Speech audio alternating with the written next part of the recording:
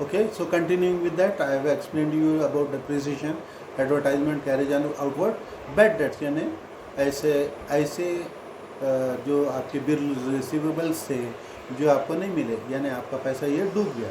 जैसे मैंने आपको एक एग्जांपल दिया था, 1 लाख का आपका सेल है, उसमें से आपको 5,000 रुपये नहीं आए, तो ये आपके 1 साल नहीं आए, 2 साल नहीं आए, 3 साल नहीं आए, तो अब क्या हो गया, ये इसको हम राइट ऑफ कर दे रहे, एक्सपेंडिचर में इसको बता दे रहे कि ये पैसे हमारे बुड़ गए, बोलते हैं, डूब गए।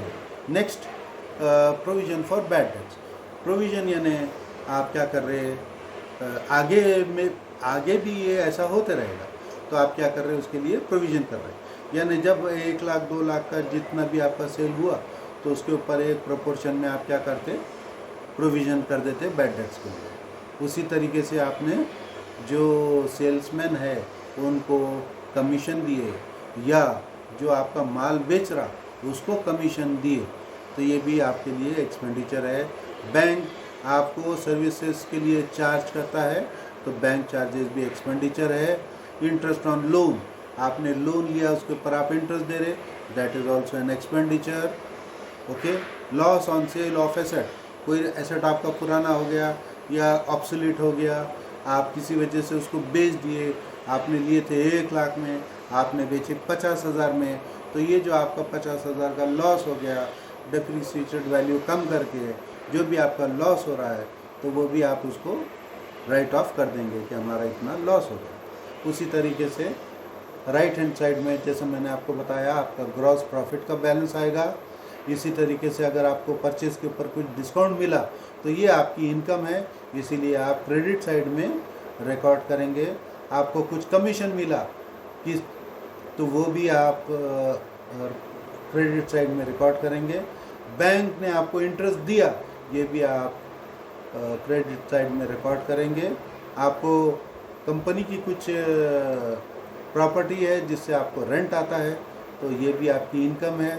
और आपने कोई शेयर्स में इन्वेस्टमेंट करे, वहाँ से डिविडेंड आ रहा है, ये भी आपकी इनकम है। इंटरेस्ट ऑन डिबेंचर्स, आपने डिबेंचर्स में इन्वेस्टमेंट करे थे, उसमें आपको कुछ अर्निंग आ रही है, इंटरेस्ट आ रहा है। जनरली डिबेंचर्स के ऊपर 15% का रिटर्न आता है, तो that is also your income. तो अब यहाँ पर भी जैसे हमने ट्रेडिंग अकाउंट में करे थे, वैसे ही हम यहाँ पे भी कंसिडर करेंगे। उसी तरीके से यहाँ पर भी हम देखेंगे, अगर हमारा राइट साइड का टोटल ज़्यादा है हमारे लेफ़्ट हैंड साइड से, यानी हमारा इनकम और हमारा सेल और हमारा ग्रॉस प्रॉफिट हमारे परचेज हमारे ग्रॉस लॉस से, या हमारे जितने भी इनडायरेक्ट एक्सपेंसेस है उससे ज़्यादा है, तो हमारे को नेट प्रॉफिट यहाँ पर पता चलेगा। Okay, so what you are doing exactly here, you are deducting right hand side, left hand side from the right hand side. जो आपका टोटल राइट हैंड साइड का क्रेडिट है, उसको आप लेफ्ट हैंड साइड के टोटल के नीचे लिखते हैं। और फिर क्या होता है, क्योंकि राइट हैंड साइड का टोटल ज़्यादा है, इसमें कुछ डिफरेंस आता है, that difference is your net profit. Okay, यहाँ पर आप लेफ्ट हैंड साइड में अगर देखेंगे तो you will find net profit. और इसी तरीके से अगर आपके एक्सपेंडिचर ज़्यादा है, तो अगर आप राइट हैंड साइड में देखेंगे, यानी आपके एक्सपेंडिचर आपकी इनकम से ज़्यादा है, तो आपको नेट लॉस आएगा, that you see on the credit side of the profit and loss account. अभी आपको कुछ न कुछ क्लियर हो गया होगा कि ट्रेडिंग अकाउंट और प्रॉफिट एंड लॉस अकाउंट हम कैसा बनाते। अभी यहाँ पर एक हम प्रैक्टिकल एग्जांपल ले रहे हैं। इसमें अगर आप देखेंगे तो ये क्या है, इसको हम क्या बोलते हैं, ट्रायल बैलेंस। ट्रायल बैलेंस का मतलब ये है कि इंफॉर्मेशन विच इज़ एक्सट्रैक्टेड, पूरे बैलेंसेस हम ले लेते हैं। लेजर बैलेंसेस यानी आप जो बुक्स ऑफ अकाउंट्स बनाए, उसके एंड में डेबिट में से क्रेडिट माइनस करें, जो भी बैलेंस आया, either it will be a debit balance और it will be a credit balance. तो ये जो आप देख रहे हैं, ये बैलेंस एक्सट्रैक्टेड बोल रहा है। क्या बोल रहा है, बैलेंस एक्सट्रैक्टेड, यानी इसको हम बोलते हैं ट्रायल बैलेंस।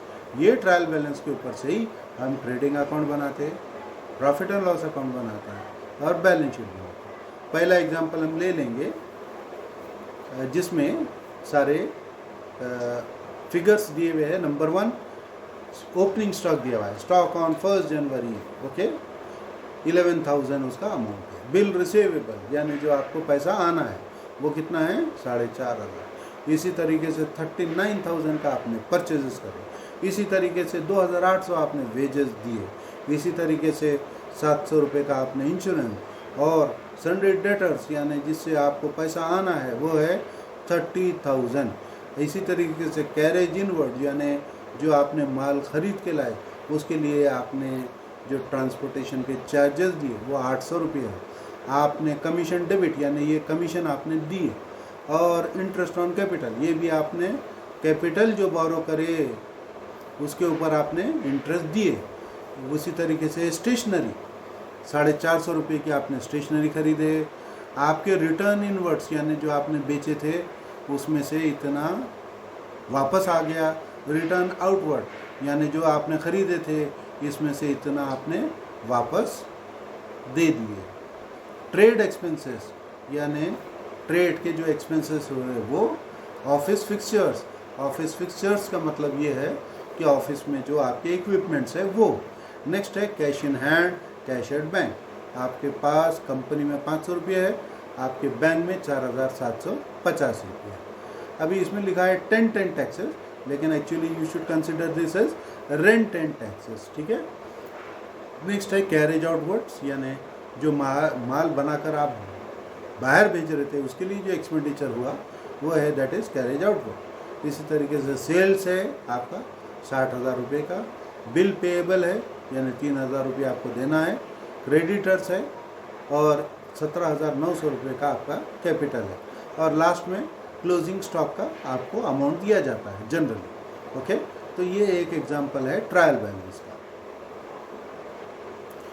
तो देखिए अब हमारा ट्रेडिंग अकाउंट हम बनाना शुरू कर दिए। ओके, तो जैसा फर्स्ट ये समझो ये लोग अकाउंटिंग ईयर अलग ले रहे यानी 1 जनवरी से 31 दिसंबर तक। ठीक है, लेकिन अकाउंटिंग में ये ईयर एंड नहीं रहता है। आपको जैसा मालूम है 1 अप्रैल टू 31 मार्च। ओके, क्योंकि आप इनकम टैक्स भी वही हिसाब से देते, तो इसमें क्या हो जाएगा, मिसमैच हो जाएगा। ओके, आपका जो इनकम टैक्स का कैलकुलेशन रहेगा that will not be proper. Why? Because your accounting year is different and income tax accounting year is different. Okay, तो डेट के बारे में इसमें ऐसा आया, लेकिन what you will consider 1 April to 31 March. अच्छा, तो सबसे पहले आपने इसमें इंक्लूड कर दिए ओपनिंग स्टॉक यानी आपका पास पहले से जो माल है वो। नेक्स्ट आप उसमें इंक्लूड कर रहे परचेजेस। 39,000 का आपने परचेज करे। इसमें से 500 रुपये का आउटवर्ड यानी आपने रिटर्न आउटवर्ड यानी ये आपने वापस भेज दिए, यानी आपका नेट परचेज कितना हो गया 38,500 का। अब ये माल लाने के लिए आपने गाड़ी वालों को, ट्रांसपोर्टर को 800 रुपये लोडिंग अनलोडिंग के आपने ये दिए, तो ये भी आपका डायरेक्ट एक्सपेंडिचर है। इसके बाद में 2,800 रुपये आप वेजेस दिए यानी जो वर्कर्स आपके पास काम कर रहे हैं उनको दिए। अब हम राइट हैंड साइड चले जाएंगे, यहाँ पर आपका 60,000 रुपये का सेल हो गया, लेकिन इसमें से रिटर्न इनवर्ड 1,300 रुपये का माल वापस आ गया जो आपने बेचे थे। इसका मतलब आपका नेट सेल कितना है 58,700। इसी तरीके से अब आपके पास जो माल बचा हुआ है क्लोजिंग स्टॉक 31 दिसंबर को वो कितना है 25,000 रुपये है। ये जनरली क्लोजिंग स्टॉक आपके ट्रायल बैलेंस के बाहर एंट्री रहती, बाहर लिखा हुआ रहता कि भाई हमारा क्लोजिंग स्टॉक कितना है, तो आपको उसको यहाँ पर कंसिडर करना पड़ता यानी यहाँ पर उसको इंक्लूड कर लेना पड़ता और आप बताएंगे कि क्लोजिंग स्टॉक हमारा इतना है। अब देखिए आपका टोटल आ गया क्रेडिट साइड का 83,700। ओके, अब वही 83,700 आप लेफ्ट हैंड साइड में लिखेंगे और आप डेबिट साइड का टोटल करेंगे। टोटल में क्या आएगा आपका opening stock, purchases, carriage inward और वेजेस। ठीक है, ये टोटल करने के बाद में आपको पता चलेगा कि डेबिट साइड क्रेडिट साइड से कम है, तो वो जो डिफरेंस रहेगा what will be that difference, that will B gross profit. यहाँ पर आपको प्रॉफिट कितना आया 30,600। अब हम यहाँ पर लिख रहे ग्रॉस प्रॉफिट कैरिड डाउन यानी आप इसको कैरी फॉरवर्ड कर रहे हैं, कैरिड डाउन कर रहे हैं। किधर लेके जाएंगे आप इसको profit and loss account. Okay, अभी यहाँ पर हेडिंग तो नहीं है, लेकिन आप ये एज्यूम करिए इसकी हेडिंग क्या है, प्रॉफिट एंड लॉस अकाउंट, ठीक है। सबसे पहले आपने क्या करे, वो जो प्रॉफिट था पुराना, वो प्रॉफिट इधर लेके आ गए, ट्रेडिंग अकाउंट का ग्रॉस प्रॉफिट कितना था आपका ग्रॉस प्रॉफिट, 30,600। अब लेफ्ट हैंड साइड में आप कंटिन्यूसली पूरे आपके इनडायरेक्ट एक्सपेंसेस लिखना शुरू कर देंगे। Stationery, rent and taxes, carriage outward, insurance, trade expenses, commission यानी पेड जो कमीशन है, कैपिटल के ऊपर जो आपने इंटरेस्ट दिए, ये सब आपका पूरा टोटल आ गया। अब आप 30,600 टोटल ले लिए, वो 30,600 लेफ्ट हैंड साइड में ले लिए, और फिर आप ये जो पूरे एक्सपेंडिचर है इसका टोटल लगा लेंगे, तो आपको पता चलेगा कि ये टोटल क्रेडिट साइड के टोटल से कम है। इनका जो डिफरेंस रहेगा that will be net profit, और ये जो नेट प्रॉफिट है वो net profit it will be transfer to your capital account.